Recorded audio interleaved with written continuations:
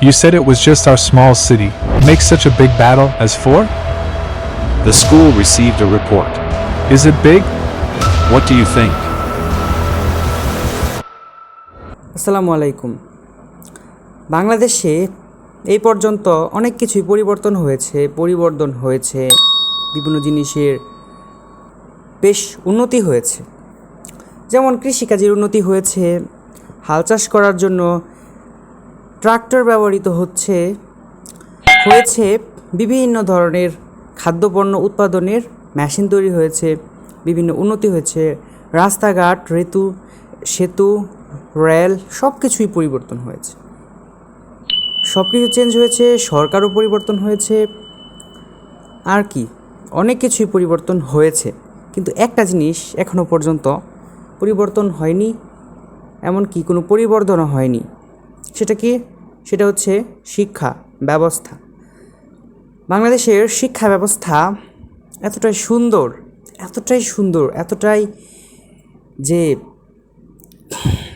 এতটাই গুণী মানুষ বানিয়েছেন যে বাংলাদেশের শিক্ষা ব্যবস্থার সৌন্দর্য এতটাই যে ধরেন আমি একজন স্টুডেন্ট, আর আমার শিক্ষক যদি আমাকে বলে যে তুই 500 মাইল হেঁটে হেঁটে আমার জন্য 1 প্যাক সিগারেট নিয়ে আসবি, তাহলে তোকে আমি নম্বর দেব, তাহলে ঠিক আমি সেটাই করব। অন্য কারো উদাহরণ দিয়ে বলছি না, আমার নিজের উদাহরণ দিয়ে বলছি যে যদি শিক্ষক আমাকে এটাও বলে যে তুই আজকে এই পড়াটা না পড়ে যদি তুই সাঁতার কাটিস, হ্যাঁ, তাহলে আমি তোকে নম্বর দিব। তাহলে আমি কি করব? আমি ঠিক ওই কাজটাই করব। হ্যাঁ, অবশ্যই আমি ঠিক ওই কাজটাই করব। সো বাংলাদেশের শিক্ষা ব্যবস্থা আরও সুন্দর। একটা বাস্তব উদাহরণ হচ্ছে যে কিছুদিন আগে শিক্ষকের একটা কুপ্রস্তাব ছিল এক কিশোরীর প্রতি। শিক্ষক তাকে বলেছিল যে যদি তুই কুপ্রস্তাবে রাজি হস তাহলে আমি তোকে নম্বর দেব। যদিও এটা একটু বেশি হয়ে গেছে, যার জন্য ওই কিশোরী রাজি তো হয়নি, বরং এটাতে তো রাজি হওয়ার কথা না। রাজি তো হয়নি, বরং হয়ে গেছে বড় ঝামেলা। এটা তো বলা ঠিক না, এটা একটু উনি বেশি চলে গিয়েছিল। বাংলাদেশ শিক্ষা ব্যবস্থা এখন একটা কী সে পরিণত হয়েছে ভাবতে পারছেন? মুখস্থ বিদ্যা, তারপর নম্বরের জন্য আমরা যা খুশি তাই করে ফেলছি। একজন স্টুডেন্ট তার মেইন টার্গেট হচ্ছে নম্বর, অন্য কিছু না, সার্টিফিকেট আর নম্বর। এখানে যে জ্ঞানটাকে গুরুত্ব দিবে তা নয়।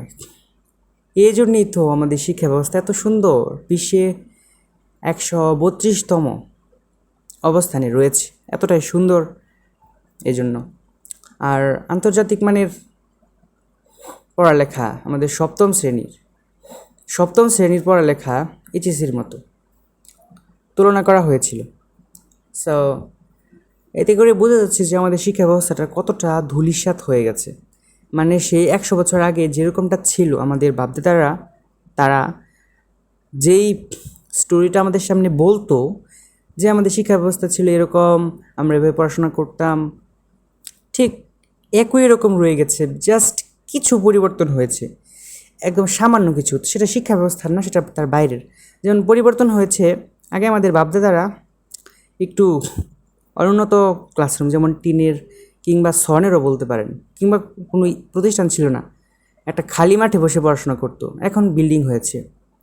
আর আরেকটু পরিবর্তন কি, ব্ল্যাকবোর্ডের জায়গায় হোয়াইট বোর্ড এসেছে, এইটুকুই। তাছাড়া আর কোনো পরিবর্তন আপনি আমাকে দেখাতে পারবেন কি? যদি দেখান তাহলে হয়তো আর কিছু সামান্য থাকতে পারে।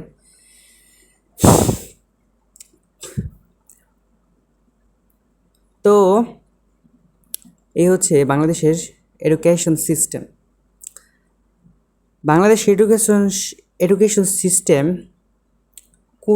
কোন দিন বদলাবে সেটা আমরা এখনও জানি না, আমরা সেই আশাতেই বসে আছি। বিগত সরকারের আমলে যে শিক্ষা ব্যবস্থার চেঞ্জটা হয়েছিল সেটা অনেকটাই গ্রহণীয় ছিল, যদিও পরীক্ষার ধরনটা নিয়ে একটু ঝামেলা হয়েছিল, তারপরেও এই পুরনো শিক্ষা ব্যবস্থার তুলনায় অনেকটা ভালো ছিল, অনেক ভালো ছিল। কিন্তু ওই সরকারের পতনের সাথে সাথে এই শিক্ষা ব্যবস্থার পতন ঘটে এবং পুরনো শিক্ষা ব্যবস্থা আবার ফিরে আসে আমাদের মাঝে। তো বাংলাদেশ যেদিক দিয়ে একটু উন্নতি করার কথা নর্মালি, আমাদের যে একটা ভালো জাতি গড়ে উঠবে, কীভাবে গড়ে উঠবে, ওই শিক্ষার ক্ষেত্রেও দুর্নীতি হয়। কোন ক্ষেত্রে দুর্নীতি হয় না? বাংলাদেশের সব জায়গাতেই দুর্নীতি হয়। দুর্নীতি এইগুলোর জন্যই তো এখনও দেশ অনেকটা পিছিয়ে। নাহলে আমাদের দেশে কি ছিল না? আমাদের দেশে সব কিছুই তো ছিল। আমাদের দেশে গ্যাস রয়েছে, প্রাকৃতিক গ্যাস রয়েছে, সমুদ্র অ্যাক্সেস, আমাদের রয়েছে বনাঞ্চল, রয়েছে খরা অঞ্চল, রয়েছে নদীনালা, রয়েছে পর্বত, রয়েছে পাহাড়। আমাদের সমুদ্রের নির্দিষ্ট আমাদের সমুদ্র রয়েছে, জাহাজ দিয়ে আসা চলার ব্যবস্থা রয়েছে, বিমান দিয়ে আসা চলার ব্যবস্থা তো রয়েছেই। তো এইগুলো কারাপশনের কারণে, দুর্নীতি, তারপর হচ্ছে আপনার অব্যবস্থাপনা, এরপর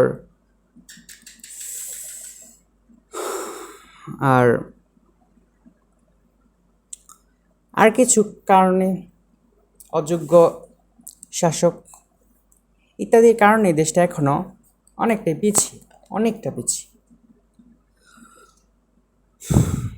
সো